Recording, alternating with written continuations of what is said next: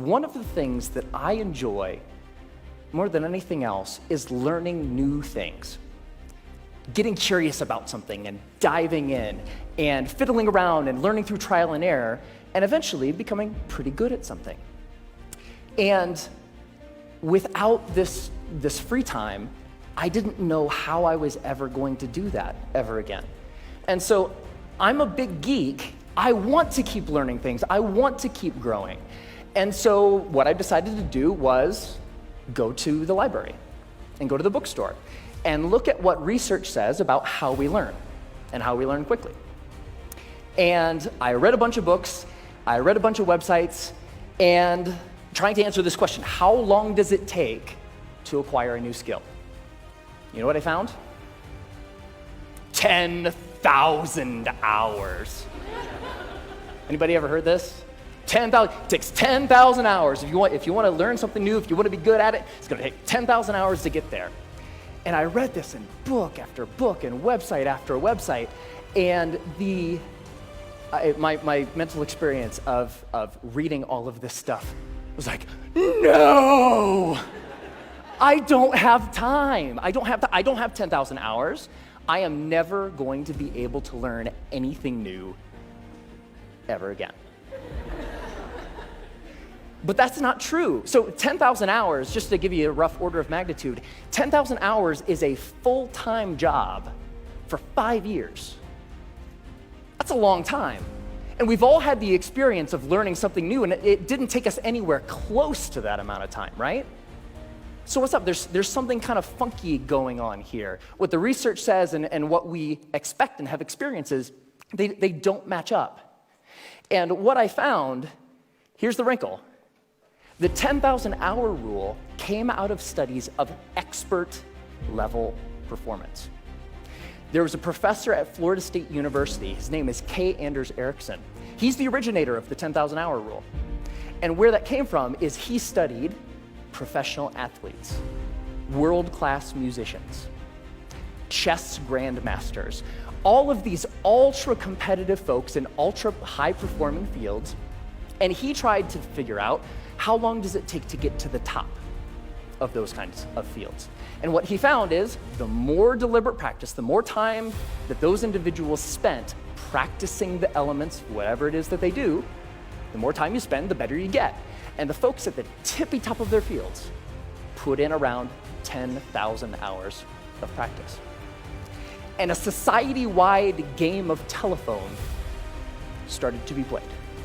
So this message, it takes 10,000 hours to reach the top of an ultra-competitive field, became, it takes 10,000 hours to become an expert at something, which became, it takes 10,000 hours to become good at something, which became, it takes 10,000 hours to learn something. But that last statement, it takes 10,000 hours to learn something, it's not true. It's not true. Now, what's interesting to note is that if, we don't really, for skills that we want to learn for ourselves, we don't care so much about time, right? We just care about how good we are, whatever good happens to mean. So if we relabel performance time to how good you are, this is the learning curve. And the story of the learning curve is when you start, you're grossly incompetent and you know it, right? With a little bit of practice, you get really good really quick. So that early level of improvement is really fast. And then at a certain point, you reach a plateau, and the subsequent gains become much harder to get. They take more time to get. Now, my question is, I want that, right? How long does it take from starting something and being grossly incompetent and knowing it to being reasonably good in, hopefully, as short a period of time as possible? So, how long does that take? Here's what my research says. 20 hours. That's it. You can go from knowing nothing about any skill that you can think of. Want to learn a language? Want to learn how to draw? Want to learn how to juggle flaming chainsaws? If you put 20 hours of focused, deliberate practice into that thing, you will be astounded at how good you are. 20 hours is doable. That's about 45 minutes a day for about a month, even skipping a couple days here and there. 20 hours isn't that hard to accumulate. Now, there's a method to doing this, because it's not like you can just start fiddling around for about 20 hours and expect these massive improvements. There's a way to practice intelligently. There's a way to practice efficiently that will make sure that you invest those 20 hours in the most effective way that you possibly can. And here's the method. It applies to anything. The first is to deconstruct the skill. Decide exactly what you want to be able to do when you're done, and then look into the skill and break it down into smaller and smaller pieces. Most of the things that we think of as skills are actually big bundles of skills that require all sorts of different things. The more you can break apart the skill, the more you're able to decide what are the parts of this skill that will actually help me get to what I want, and then you can practice those first. And if you practice the most important things first, you'll be able to improve your performance in the least amount of time possible. The second is learn enough to self-correct. So get 3 to 5 resources about what it is you're trying to learn. Could be books, could be DVDs, could be courses, could be anything. But don't use those as a way to procrastinate on practice. I know I do this, right? Get like 20 books about the topic. It's like, I'm gonna start learning how to program a computer when I complete these 20 books. No, that's procrastination. What you want to do is learn just enough that you can actually practice and self-correct or self-edit as you practice.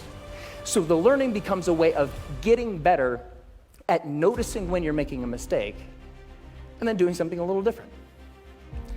The third is to remove barriers to practice. Distractions, television, internet, all of these things that get in the way of you actually sitting down and doing the work.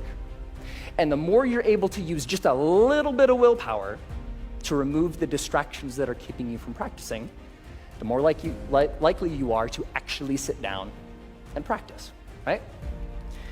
And the fourth is to practice for at least 20 hours. Now, most skills have what I call a frustration barrier. You know, the grossly incompetent knowing it part.